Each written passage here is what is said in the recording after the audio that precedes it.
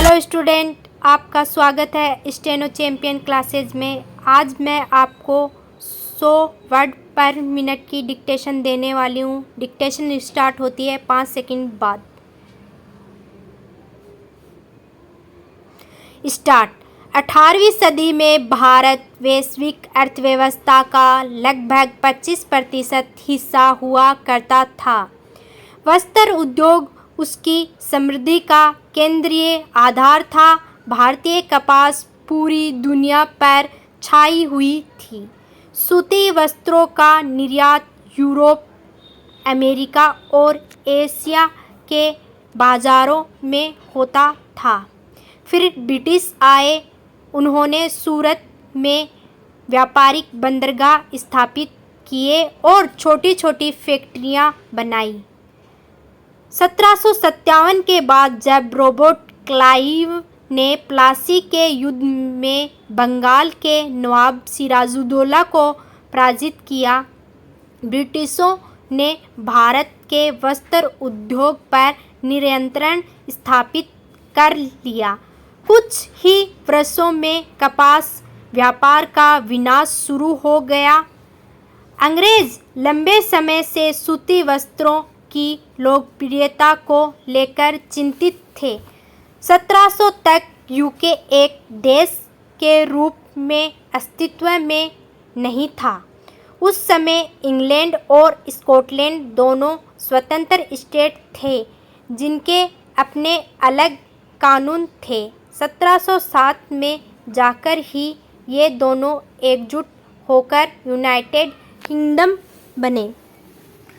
उससे बहुत पहले ही इंग्लैंड ने कैलिको एक्ट 1700 पारित कर दिया था। इस कानून के तहत भारत से आने वाले मुद्रित या रंगे हुए सूती वस्त्रों के आयात पर प्रतिबंध लगा दिया गया। यह वस्त्र इंग्लैंड में इतने लोकप्रिय हो चुके थे कि अंग्रेज़ों के वस्त्र उद्योग को भारी नुकसान उठाना पड़ रहा था। 1757 में बंगाल पर नियंत्रण स्थापित करने के बाद ब्रिटिशों ने भारत को क्रमशः गैर औद्योगिकृत करना शुरू किया, जिसकी शुरुआत भारत के फलते फूलते वस्त्र उद्योग से हुई। ब्रिटिश ने भारत से होने वाले निर्यात पर 70% से अधिक शुल्क लगा दिया। यह स्थिति कुछ हद तक ट्रंप के टैरिफ की याद दिलाती है, लेकिन लगभग 300 वर्ष पहले अमेरिका स्वयं ब्रिटिश का उपनिवेश था। ब्रिटिश ने अपने पुराने अमेरिका उपनिवेश का उपयोग अपने नए भारतीय उपनिवेश के शोषण के लिए किया। अमेरिका के दक्षिणी हिस्से में होने वाली कपास की खेती से भारत में होने वाले शुल्क मुक्त आयात ने कृषि को केवल कच्चे कपास के उत्पादन की ओर धकेल दिया। उसी समय ब्रिटिश कारखानों में निर्मित तैयार वस्त्र बड़ी मात्रा में भारत में आने लगे। ईस्ट इंडिया कंपनी ने आयात शुल्क को शून्य कर दिया। भारतीय बुनकर प्रतिस्पर्धा में पिछड़े और दिवालिया हो गए। अपने भारतीय उपनिवेश से प्राप्त सस्ते कच्चे माल के बल पर 1760 के दशक में ब्रिटिश की औद्योगिक क्रांति ने गति पकड़ी। भारतीय किसानों, जमींदारों और श्रमिकों से वसूले गए कर राजस्व ने इंग्लैंड में नई मशीनों के विकास को वित्त पोषित किया। औद्योगिक क्रांति ने ब्रिटिश साम्राज्य के विस्तार को भी मजबूत बनाया। भारत में इसका ठीक उल्टा हुआ। रोजगार समाप्त होने लगे।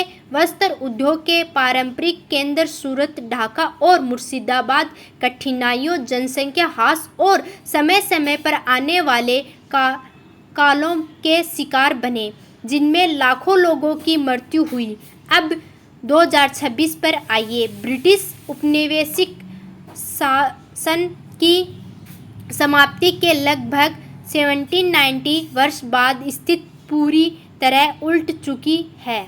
भारत एक बार फिर दुनिया में अग्रणी वस्त्र और परिधान निर्माताओं में शामिल है। भारत वस्त्र बाजार अब 250 अरब डॉलर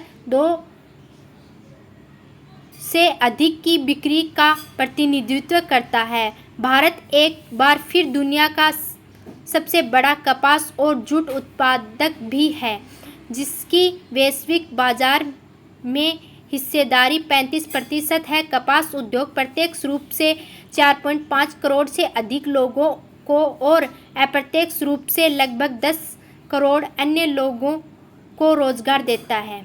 स्टॉप। धन्यवाद।